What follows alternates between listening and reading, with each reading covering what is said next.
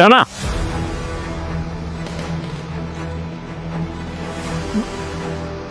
আমার ভুল বুঝিস না বন্ধু। একটা কথা মনে রাখিস, কাউকে ঠকিয়ে কারোর সাথে বেইমানি করে কেউ কোনোদিন ভালো থাকতে পারে না। বাড়ি করেছিস, গাড়ি কিনেছিস, অনেক টাকার মালিক হয়েছিস, কিচ্ছু থাকবে না, কথাটা মনে রাখিস। হাত জোর করি বন্ধু, আমার কথাটা একটু শোন, আমার একটু কথা শোন।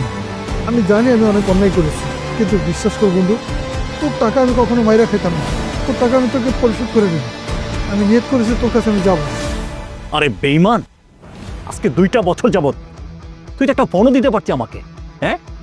একটা ফোন পর্যন্ত দেশ নাই, আবার বলতেছিস তুই আমার কাছে জাতি।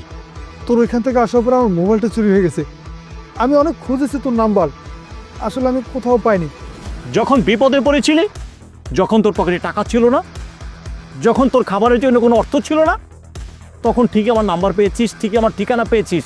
যখনই তোর স্বার্থ উদ্ধার হয়ে গিয়েছে, তখন আর তুই আমার কোনো নাম্বারও পাস না, আমার ঠিকানাও তুই জানোস না, সব কিছু ভুলে গেছিস। মানুষের প্রতি মানুষের বিশ্বাস উঠে যাচ্ছে এই তোদের মতন মানুষের কারণে।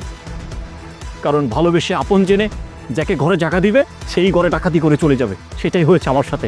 লাগবে না ওই টাকা আমার, আমি তোরে দিয়ে দিছি এমনিতেই, ঠিক আছে?